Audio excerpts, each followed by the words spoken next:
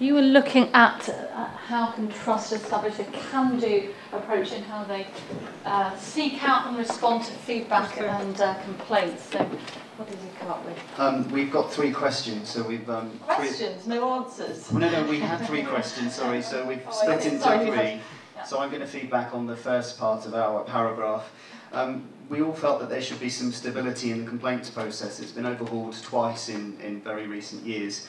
And for staff and patients, it's actually important that there is some stability there so that they do learn to navigate it, particularly if they want to do it more than once. In that respect, we also discussed the rule within the more recent change to the regs where you have 24 hours to resolve a customer service inquiry or it must be counted as a complaint.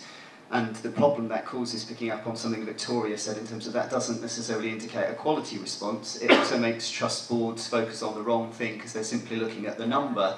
And we've heard about trusts who've actually talked to, spoke to their team saying, I want you to convert this back into a concern, this is bad news, we don't want the publicity that we're having lots of complaints, as opposed to, complaints are a good thing and it could mean you have good access. So there is something about the process there.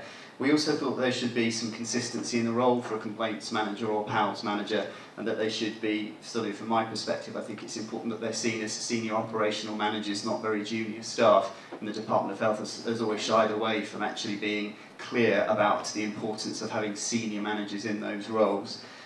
We thought that publicity and information from the Department of Health and from everywhere really should be clear for patients and the public so that they aren't afraid of the process.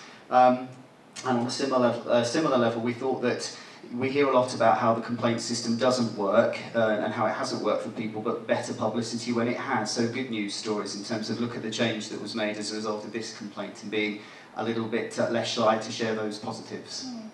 Really good stuff there.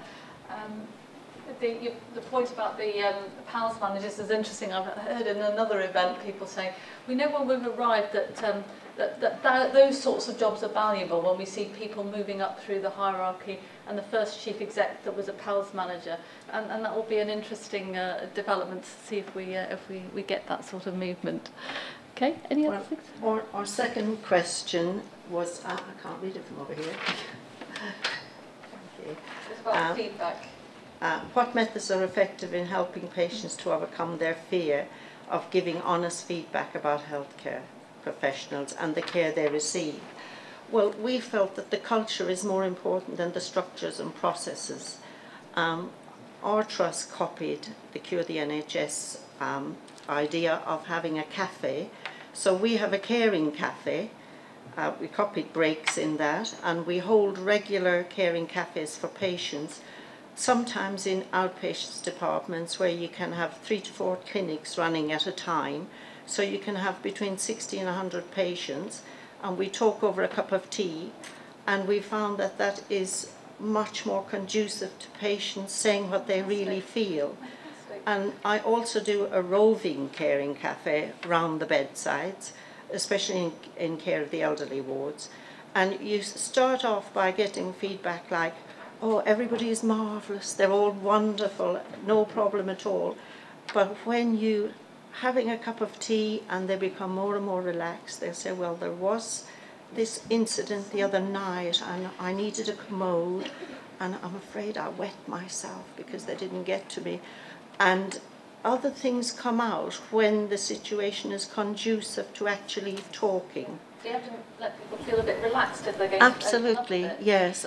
So we felt the cafe idea, which was thanks to Cure the NHS, works brilliantly in our trust. We also felt that a range of avenues are needed: advocacy, surveys, Twitter, social networks. Patients have the same problems as whistleblowers, really, when it comes to raising concerns, because they're full of fear of retribution, fear of being black-marked, especially if they're chronic patients, and elderly, or even the most assertive person, if you put them in their pyjamas, they become very disempowered. And the last thing is that for staff to be empowered to deal with things and to not be defensive and be more professional, and don't take things personally when a patient raises a concern. Do you get staff dropping into your cafes to share their concerns? We do. Well, actually, I'm the first safety ombudsman, a trust safety ombudsman in the NHS. I'm the first one. and other trusts are wanting to copy that role now. So yes, it's for staff, patients and any constituent of the trust. Fantastic. Really. So it's an interesting model that we can learn from. Only a third question. 3 questions, I'm You afraid. can answer them all. Our third question was, what can hospitals learn from other sectors about good customer care? We thought that there was a lot we could learn, particularly following the John Lewis presentation. Number one is sort of seeing, we talked a lot about complaints, but seeing this as a spectrum, from complaints through to compliments and everything in between, sort of small niggles that nobody would call a complaint but could be addressed, could be better. Staff empowerment was clearly key. Setting clear standards. We were told that John Lewis, for example, has a rule that patients should be greeted within 2 minutes of getting to the store. So everybody knows that. It can be monitored by mystery shopping or some other way. So clear standards are clearly helpful. We also liked what we heard about what the NHS tends to call experience-based design, but following patients through their pathway, through their journey, monitoring the pain points or the touch points. That can be very useful, and some trusts are doing it. And then the importance of monitoring and reviewing and getting feedback continuously. Yeah. I'd just like to share a couple of points that we were talking about in there that link into this very well. We talked, somebody in there said, wasn't it interesting, Victoria was representing John Lewis, 80,000 staff. We could talk about the NHS, but it isn't one NHS, and as soon as Julian had made his presentation, we said, oh, well, it wouldn't happen in this trust. So there is something about the brand of the NHS and how that can be made a little bit more consistent in what it stands for.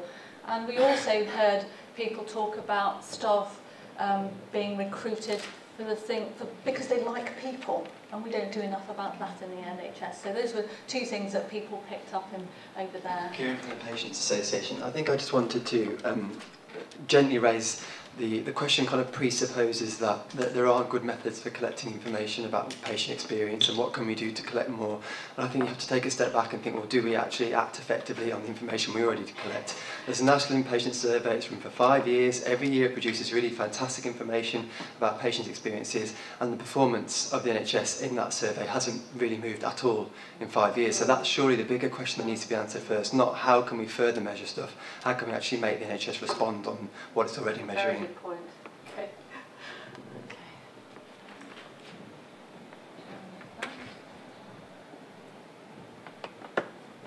Thanks. Jeremy from National Voices. It's just a point on complaints. One of the ways in which the negativity around receiving and acting on complaints that's prevalent in the NHS could be combated would be less of a focus on the number of complaints, which obviously is an issue, but more on how satisfactorily the complaints were resolved. So you could ask people, how well was that complaint resolved, and use that as a metric and actually reward staff for how well they're resolving complaints. I'm not aware of that process being used anywhere in the NHS, but I think it might help to change that. Some mileage in that. Very good.